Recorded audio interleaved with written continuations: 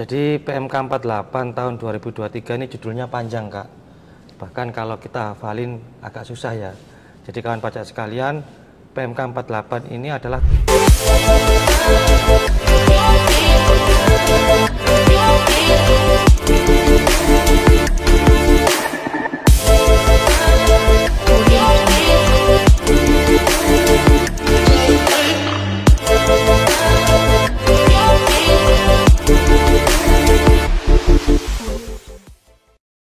Assalamualaikum warahmatullahi wabarakatuh. Halo kawan pajak semua, selamat datang di Dejapu Podcast. Kali ini kita akan membahas terkait peraturan Menteri Keuangan yang baru dikeluarkan mengatur tentang emas dan perhiasan. Nah, saya Fasihah sebagai host yang akan memandu acara podcast kita ini. Dan tidak lupa, di tengah-tengah kita telah hadir narasumber dari Kanwil DJP Jakarta Pusat, Bang Togar Anaro Lumban Tobing. Halo Bang Togar. Halo Kak, baik Kak Fasihah, kabarnya? Alhamdulillah. Tentu saja kita harapkan para kawan pajak juga dalam keadaan baik ya Bang ya. Amin. Oke Bang Togar, podcast kita kali ini kita akan membahas terkait dengan PMK 48 tahun 2023 ya Bang ya. Betul. Nah, bisa dijelaskan pertama sekali Bang, PMK ini tentang apa ya Bang ya? Jadi PMK 48 tahun 2023 ini judulnya panjang, Kak. Bahkan kalau kita hafalin agak susah ya. Jadi kawan pajak sekalian, PMK 48 ini adalah tentang pajak penghasilan dan atau pajak pertambahan nilai atas penjualan atau penyerahan emas perhiasan, emas batangan, perhiasan yang bahan seluruhnya bukan dari emas, batu permata dan atau batu lainnya yang sejenis, serta jasa yang terkait dengan emas perhiasan, emas batangan, perhiasan yang bahan seluruhnya bukan dari emas dan atau batu permata dan atau batu lainnya yang sejenis yang dilakukan oleh pabrikan emas perhiasan, pedagang emas perhiasan dan atau pengusaha emas batangan. Panjang ya Kak ya? Lumayan panjang ya kawan pajak semua. Baik, kalau latar belakang dan tujuan dari PMK ini apa ya Bang ya? Jadi kawan pajak sekalian, PMK 48 tahun 2023 ini dilatar belakangi oleh 3 hal, yaitu Undang-Undang KUP, kemudian Undang-Undang PPH dan Undang-Undang PPN. Jadi PMK ini diterbitkan untuk melaksanakan ketentuan di ketiga undang-undang ini, Kak Fasihah serta kawan pajak sekalian. Adapun tujuannya untuk yang pertama yaitu memberikan kepastian hukum, keadilan, kemudahan dan kesederhanaan. Yang kedua mengubah peraturan Menteri Keuangan nomor 34 tahun 2017. Dan yang ketiga mengganti PMK nomor 30 tahun 2014. Tadi judulnya aja panjang, kok katanya memberi kemudahan. Kita akan ulas lebih lanjut Kak nanti. Kemudahannya apa sih gitu ya? Saya akan memberikan beberapa clue untuk episode kita yang selanjutnya nih Kak, tentang PPN-nya. Kalau untuk episode kali ini kan tentang PPH-nya ya. Oh baik. PPN-nya nanti saya akan kasih clue bahwa tarifnya diskon 50% gitu ya. Diskonnya gimana? Silakan simak nanti episode selanjutnya. Oke, baik. Berarti episode kali ini kita fokus di PPN-nya ya, Bang PPH-nya. ya. Oh, di PPH-nya. Untuk yang selanjutnya baru di PPN-nya ya, Bang ya. Baik. Nah, dari judulnya tadi sangat panjang ya, tapi bisa dong Bang diringkas apa-apa saja poinnya atau objek-objek yang menjadi dasar dari pengenaan PPN-nya ini, Bang. Oke. Jadi untuk memberi kemudahan nih dalam memahami PMK 48 ini kawan pajak sekalian, ada 4 objek barang kena pajak BKP dan 1 objek jasa kena pajak atau JKP. Nah, 4 objek BKP ini apa? Yang pertama yaitu emas perhiasan. Yang kedua emas batangan. Yang ketiga perhiasan yang bahan seluruhnya bukan dari emas. Dan yang keempat yaitu batu permata dan atau batu lainnya yang sejenis. Ini 4 BKP yang dilakukan oleh pengusaha emas perhiasan Kak. Ya. Kemudian yang 1 jasanya yaitu JKP-nya ada 5. Yang pertama yaitu jasa modifikasi, kemudian jasa perbaikan, kemudian jasa pelapisan, kemudian yang keempat ada jasa penyempuhan, dan yang kelima jasa pembersihan. Atau jasa lain dalam nama yang lain, tapi tidak melenceng dari kelima jasa ini. Gitu Kak Fasihah. Oke, tadi kalau kita sudah mendengar dari Bang Togar, objeknya tentu saja ada subjeknya ya Bang ya? Nah, boleh Bang dijelaskan? Kalau subjeknya, jadi pelaku di dalam PMK ini adalah dua. Yang pertama yaitu pabrikan emas perhiasan, yang kedua yaitu pedagang emas perhiasan.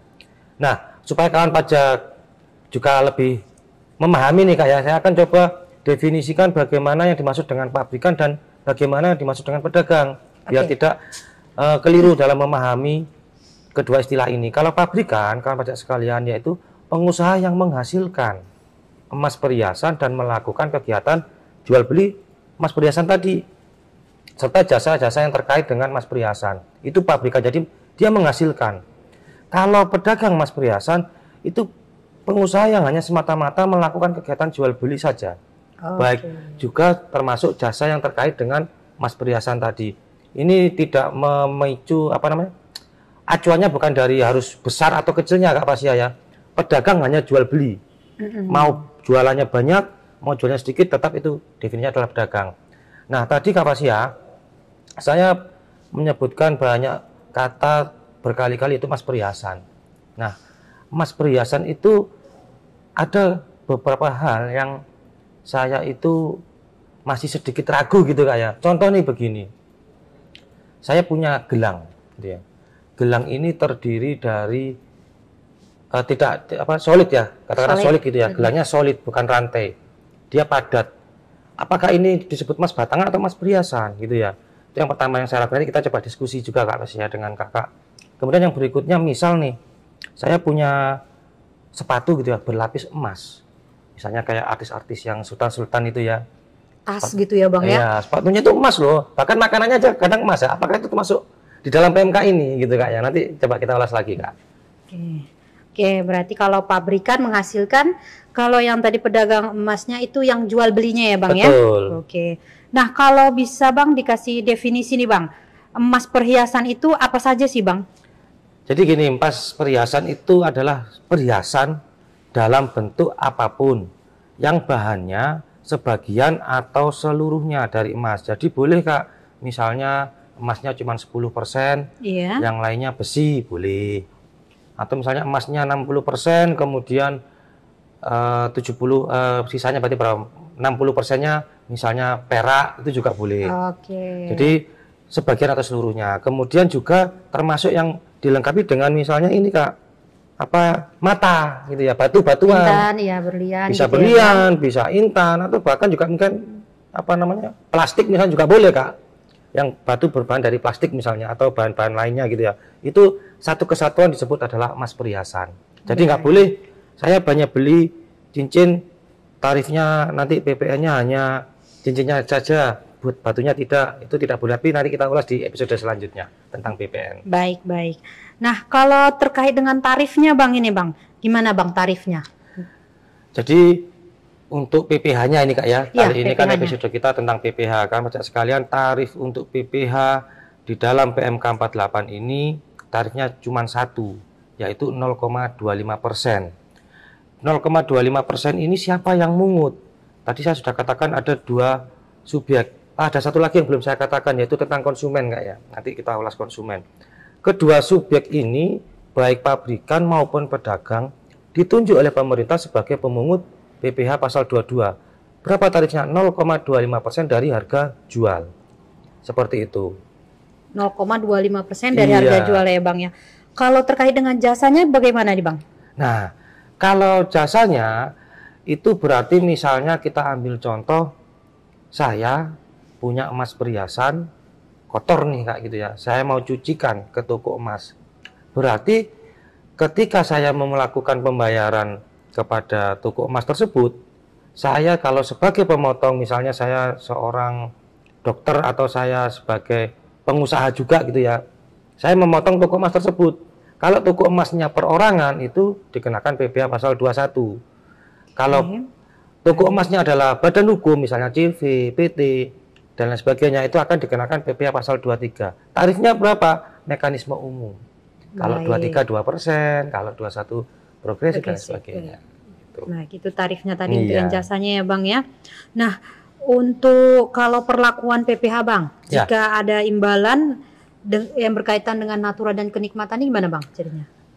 Jadi kalau di lapangan itu ternyata gini Kak, ada kejadian itu tidak dibayar dengan uang. Iya. Misalnya ada sebuah toko, stoknya ini sudah kusem gitu ya, terus dia minta tolong untuk dicuci, dibersihkan, ataupun mungkin bahkan yang sudah rusak diperbaiki gitu ya, itu ke toko lain misalnya, ke tukang lain gitu ya, untuk diperbaiki, untuk dibersihkan. Nah, namun tidak dibayar dengan uang, misalnya dibayar dengan, katakanlah saya cuci 1 kilo emas perhiasan, nanti kamu saya bayar dengan 1%-nya misalnya gitu ya. Nah, ini namanya adalah natura. Natura itu pembayaran dalam bentuk barang. Kalau kenikmatan adalah pembayaran dalam bentuk fasilitas atau kenikmatan. Ini ada beda perlakuan. Jadi kalau untuk ketika saya melakukan pembayaran jasa tadi dengan natura, si toko tersebut tidak boleh memungut saya PPh pasal 22. Jadi dalam hal ini tidak terjadi jual beli gitu ya. Jangan dipungut PPh pasal 22. Seperti itu, Kak. Artinya dia di pajaknya atau PPh-nya secara umum gitu ya, Bang? Iya. Ya? Bukan berarti ketika saya menyerahkan katakanlah 10 gram emas perhiasan untuk membayar tadi, berarti itu ada penjualan, tidak. Jadi tidak boleh dipungut pasal 22-nya kalau saya bayar dengan natura. Naturanya apa aja, jadi batasin nggak? Ya 4 objek ini aja. Misalnya saya bayar naturanya dengan natura kendaraan bermotor, nggak boleh. Beda soal. Yang diatur di sini adalah kalau saya membayar dengan natura ke 4 objek ini. Seperti itu. Nah, Bang, PMK ini mulai berlaku kapan ya, Bang ya? PMK ini 1 Mei 2023, Kak. Masih baru sekali ya, Bang ya? Baru. Baik, berlakunya mulai 1 Mei 2023. Iya. Nah, bagaimana kalau ternyata ini ada jasa yang dilakukan itu kontraknya sebelum 30 April. Tetapi pembayarannya setelah 1 Mei, setelah berlakunya PMK ini. Bagaimana nih, Bang? Betul sekali, jadi gini. Ini berlaku kan tiba-tiba begitu, Kak ya. Ternyata di luar sana masih ada kontrak terkait jasa itu tadi saya katakan pembersihan, pelapisan, penyepuhan gitu ya. Sudah berkontrak namun pembayarannya dilakukan setelah 1 Mei. Ya, tapi kontraknya sebelumnya kan gitu ya. Betul. Maka diberlakukan dipotong PPh pasal 23 sesuai dengan ketentuan di dalam PMK ini. Walaupun kontraknya sebelum ada PMK ini, tapi pembayarannya setelah PMK ini, maka mengikuti PMK ini, Kak, pasal 23 gitu. Oke, tetap mengikuti ya, Bang ya, PMK ini. Baik.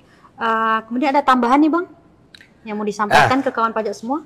Kawan pajak semua tadi saya sampaikan ini ya, tentang konsumen akhir nih, Kak. Konsumen akhir ya. Jadi supaya kadang saya juga bingung nih, Kak, konsumen akhir itu yang bagaimana sih gitu ya.